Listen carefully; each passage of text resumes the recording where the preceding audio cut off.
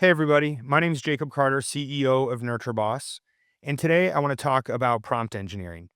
I've been a software engineer for about 15 years, and the way I use ChatGPT and the things I use it for might not be the same way you use it or the same as the things that you use it for.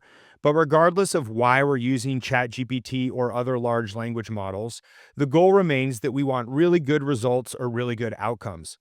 Prompt engineering is just a way at asking really smart questions in a really detailed manner so that we can get the outcomes that are best suited for our needs.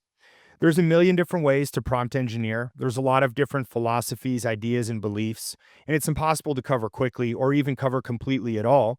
So, what I want to do instead is talk about some things that have worked well for me that might work well for you, but most importantly of all, get you to feel comfortable to start exploring this on your own and figuring out your own tips and tricks for better prompt engineering with ChatGPT or other large language models. Let's pick an example that we can stick with while we explore a few variations here. Let's say I'm an on site team member at a property and I need help planning resident events for the rest of the year. ChatGPT is a great resource to go to get some ideas. So let's start with a basic prompt. I'll go ahead and say, help me plan resident events for the rest of the year for my community. I need to schedule one event per month for my apartment complex that I can invite residents to. We send that in and we notice right away we start getting results from ChatGPT. Let's go ahead and look through this really quick. Okay, it's June now, and I have events for July through December. So far looking good.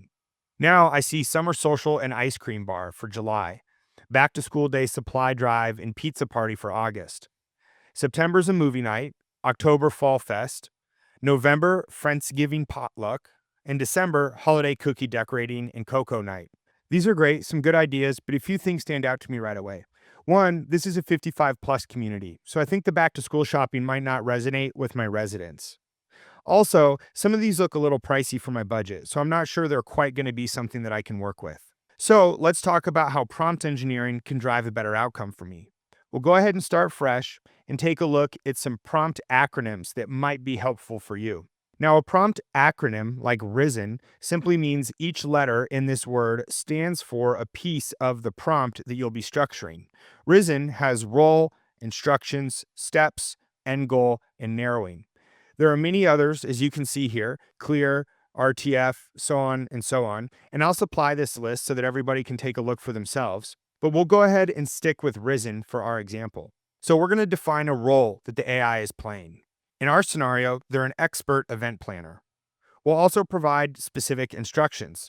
We'll give it steps for how it should think about or consider the task that it's been given in order to drive the ideal outcome. We'll define that ideal outcome well in our end goal, and we'll add any restrictions or narrowing. For example, as I mentioned earlier, this is a 55 plus community. So using our new Risen format for prompt engineering, let's go ahead and work through this. Role, you're an expert event planner. Your job is to plan the events for the rest of the calendar year for the apartment community that you work at.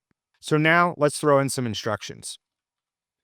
You should consider what events residents of our community might want to participate in and come up with an idea for each month of the year for the remainder of the year. The apartment community is a 55 plus senior living community, a garden style apartment, and it's located in Scottsdale, Arizona. Now, let's give it some steps to follow as it goes through reasoning about the answer. Consider the audience and your constraints when coming up with ideas. You should also look for evidence that individuals matching our demographics have enjoyed these types of events in the past. Now, let's clearly define an end goal that we want as our outcome of this prompt. The outcome should be a calendar of events for the rest of the year, one event per month. For each event, we need to know the estimated cost, the steps that the on-site team needs to take to plan the event, including how to book and who to contact, and a recommended date for when that event planning should be done. Now we're going to go ahead and, as a last step, do some narrowing. This is a 55 plus community, and ideas should be reflective of that demographic. The budget is $1,000 per event. You should avoid any events that may cause any sort of controversy. All events should be family, friendly, and safe. So narrowing are just those constraints that we added to ensure that the outcome we get is one that will resonate or perform well with our specific community. As we go through, we'll go ahead and get some more information. July, garden tea and art talk. Estimated cost $600. Steps and contacts. This is who we contact and what steps we take in order to plan this event. Planning date, secure garden and speaker by July 1. Event date, mid July. Temperate evening. Well, right away, I noticed an issue here. I said that we're in Scottsdale, Arizona. It's 107 degrees out right now. So a garden walk in July is maybe not the best outcome. So this is a really good example of where we could have done a better job in our narrowing, saying that outdoor events in the summer are not safe in Scottsdale, Arizona. Good news is we can keep iterating on this in order to drive better outcomes. But let's keep going and see what else it came up with.